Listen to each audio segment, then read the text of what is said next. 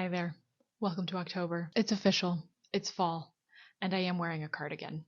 However, it is still hot as hell in Florida, so I'll probably be taking this off pretty soon into the video. But we'll see. We'll see how long I can make it. This is my TBR for this month. Remember how last month I said this is an ambitious TBR? I've gone and done the same amount of books for this one. So I guess maybe I just only do ambitious TBRs. But as I said before, my goal is always to read just 8 of whatever books I put on my list. So before we get into this stack right here, let's talk about why am I holding this? This has a clip. I could clip this to me. I think I just wanted to show you my new microphone. I don't know if you remember last month, but I was speaking into my phone upside down. So upgrade. So before we get into this stack, I want to quickly go through my reading for September, how I did. So I had like 11/12 books on that list. I say 11/12 because one of the things was just to read 200 pages of War and Peace, so not actually a book on its own, but really I had 11 books on the list plus 200 pages of War and Peace. That was my TBR. And I did really well. That being said, I didn't read all of it, but that was by choice. So just to quickly go through, first we'll take care of the War and Peace of it all. I did read another 200 pages. I am nearing the halfway point of this book, which is so exciting. I really enjoyed actually the last 200 pages. It's been a lot of fun. There's been a lot more of like the society life rather than the war part of it. But it's also saying a lot more about life in general because there is war actively going on. I'm loving the characters and their evolutions. They're ridiculous at times. It's funny. This book is funny. Why did no one tell me that? I'll talk about this again in a second because it's, a part of this TBR too. So then besides War and Peace, 11 books left. I read 8 of those. I DNF'd one of them and I just straight up decided not to read 2 of them. The 2 I decided not to read were Pearl and Old God's Time, which were a part of the Booker long list. I initially wanted to read all of the long list, but I ended up deciding that, you know what, I just don't want to. I'm not saying that I won't ever read those books. I might end up reading them, especially for Deedi's Booker of the Month Club. So Deedi from Deedi Reads, which is a Bookstagram account, she runs this thing where every month there's like a Zoom call and we all talk about one of the Booker long-listed books. And it happens throughout the year. And in a year's time, you get through all 13 books. One of the meetings is 2 books in one. I'll put information for that below. This other Eden is the one that's for October. So if you want to join in, I'll be there. So I might end up reading those books like when they come up in that book club, but I'm not going to worry about reading them for the time being.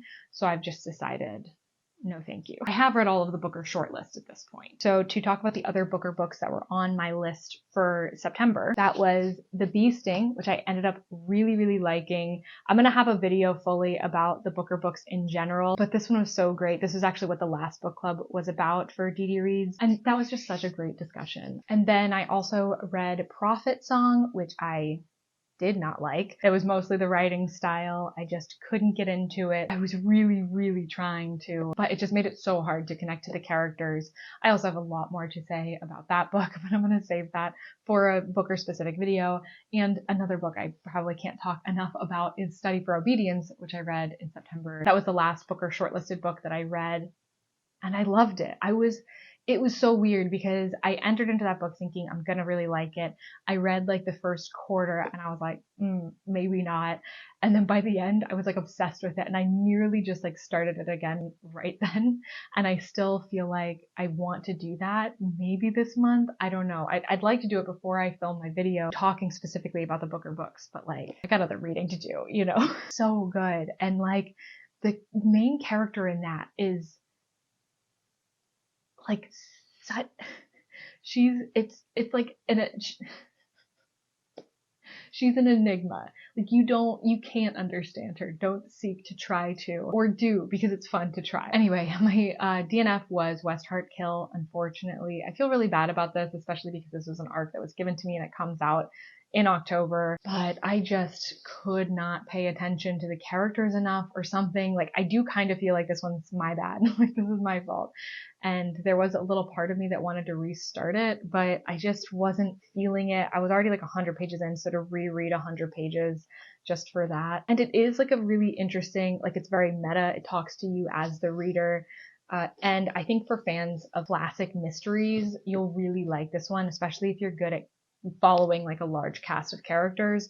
But I don't know if I just wasn't in the headspace or what, but it just was not happening for me. Yeah, that's really all I can say about it. And it stinks because I even have this nice bookmark and I collect bookmarks, and now I feel like kind of a fraud keeping this one, but also it's so cute. Maybe it'll be a good reminder to myself that sometimes you can DNF books that you're just not having fun with, even though you think that they're probably gonna be a lot of fun for other people. And then the other books that I read were Johnny Tremain, 0 Days, Midnight is the Darkest Hour, and The Other Half. And while I don't want to talk through all of those because this isn't a wrap-up video, this is a TBR video, I did want to say The Other Half was so good. I don't know when that comes out. I'll put it somewhere, but I had so much fun reading that book. I don't usually like detective mysteries. I didn't even know it was a detective mystery until I started reading it, and I just had the most fun. It did such a good job of creating the characters, and there's a lot of commentary on not just the direct mystery itself. Also, Midnight is the Darkest Hour, that I was actually in the middle of when I filmed my September TBR video, so that was the first book that I finished this month, and so it feels like forever ago already,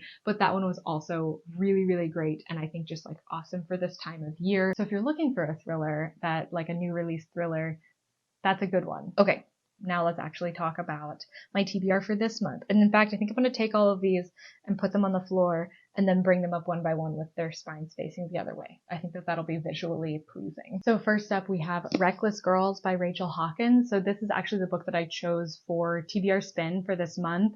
The prompt was to read a book set in like a small community. And I picked this one because out of the 3 books that I had left, this was the only one that seemed like kind of maybe that's what was going on. But really, it's like supposed to be on an island. I've actually already started this one, and while we haven't gotten to the island yet, we are definitely just a small group of people. That kind of works for a small community, and we started in, I think, a smaller town in Hawaii before that, so I think that it still works for the prompt. Either way, I'm very interested to see where this is going to go. It's already been very different than I expected it to be, but I think I'm okay with that so far. And if you saw it, you might remember in my September TBR that I used a random number generator to decide which book to remove from my TBR spin for that month because I was uneven in my numbers. And I ended up getting The Shards by Bret Easton Ellis, and I said this. I'm upset. It's Bret Easton Ellis's The Shards. Okay, whatever. I'm gonna read this in October. I'm saying that now. I've decided this is the first book on my October TBR. That's a mistake. I'm gonna put it on there anyway. So, I mean, you know, it's happening. I'm gonna read it this month. It's a big book. And I do have a few big books on the TBR for this month, but I'm still really looking forward to it. I could not tell you what this is about. I did know at a certain point, like everybody was talking about this for a while, and I was really interested in it. And that's like all I'm living off of now. It's just that I was really interested in this book. It takes place at a prep school. New kid comes, has a mysterious past. There's like this obsessive element to it. So yeah, I don't know what else to say. It sounds good. Then we've got another big book on this list, which is James S. A. Corey's Caliban's War. This is the second book in the Expanse series, which I'm reading with my like sci-fi reading group. That is Gemma from Gemma Books, Fraser from Springboard Thoughts, and Sandy from Miss Reads a Lot. So I had actually already read the first 2 books of the Expanse series before we decided to try it out as a part of our group. We read through Leviathan Wakes. I reread it, and they enjoyed that one enough to want to read the second one. Also, Fraser's already read at least more than I have of them. I don't remember if he's read all of them or not. So once we finish this one, then we'll be caught up with where I'm at in the series as a whole. Oh, also, I feel like I've talked about the series so many times at this point. This is a space opera. We get like different perspectives, especially in this book. There's a little bit of like found family and like this group that kind of sticks together. It's super action packed, but also the character stories themselves are really good. And yeah, it's just, I love it. Then we've got The Woman Inside. I have no idea what this is about. This was sent to me by Sell It On Books. I don't even think I requested this. And so I don't really know what it's about. I just kind of assumed it's one of those stories where somebody is like essentially spying on someone else and then they see something that seems alarming and then they're like trying to figure it out. But it seems like a fun one for this month, and I'm trying to read through at least one book that I get from a publisher every month because it is really exciting to be sent those books. And I think a lot of times I don't like slot them into spaces in my mind because I'm thinking so much about books that I want to read like months in advance. So getting them, I'm like, oh no, like when am I even going to read this? So I think that I just like want to in my head be like, okay, one book a month you can reserve for being a book that's sent to you. As for War and Peace, I did the 200 pages and actually a little bit over for the month of September. And this month I'm planning on doing 300 pages. That'll set me up really well to make sure that I have plenty of time to finish this by the end of this year, which is the goal. Ooh, okay, next we have Murder in the Family by Kara Hunter. So a friend of mine actually saw this on TikTok or Instagram, and she thought it sounded like a lot of fun. It was kind of pitched as like a mystery that you can try to solve before the end. And so she had one copy sent to me and a copy sent to her. And so now we are going to be reading them at the same time, doing a Storygraph buddy read. She's the same one that I did the 0 Days buddy read with on Storygraph. We do this a lot. So I've actually already started this one. I am 130 pages in, and so far I don't know who did it, but it's a lot of fun because it's kind of like a script on the inside, but there's also like, because it's a TV show that's happening, but it's a reality TV show of like a solving of a crime. It's kind of hard to explain, but there are like little clippings and stuff that are put in the book and text exchanges, things like that. And it's just like very quick to read through. And then the last 4 books on my TBR for this month are all for my Ted Lasso video. If you don't know, I did a video on all of the books that are in Ted Lasso season 1 that are like mentioned or read in that, and what they might mean like in the show in general, like why did they choose those specific books. And so now I am doing that for season 2. So I think there's going to be 9 books total that I'm reading for that video. I reserve the right to change that, but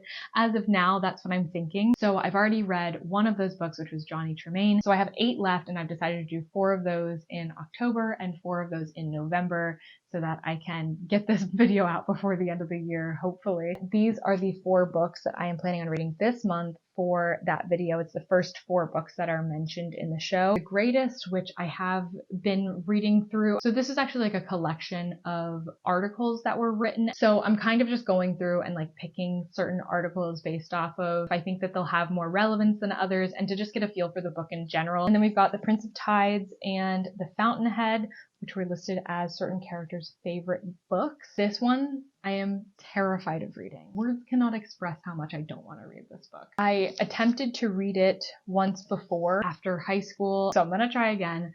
I'll probably try the audiobook as well for this one because it just seems like a lot. And then lastly, we have Letters to a Young Poet. Oh, and somebody wrote on it. Cute. Okay, I'm starting to sweat. Ooh, okay.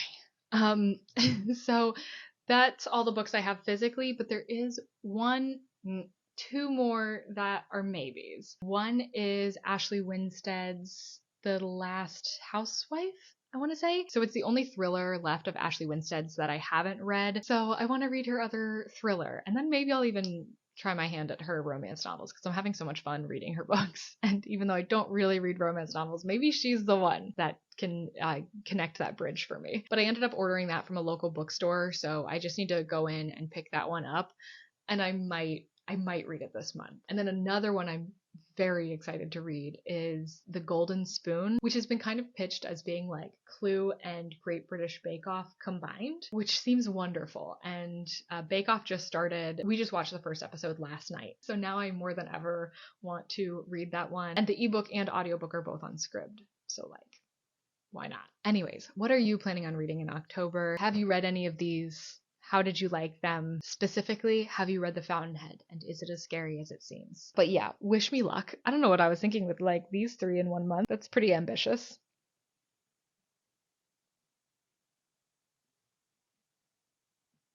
It'll be fine. We'll be fine. We'll be fine. Happy fall, everyone.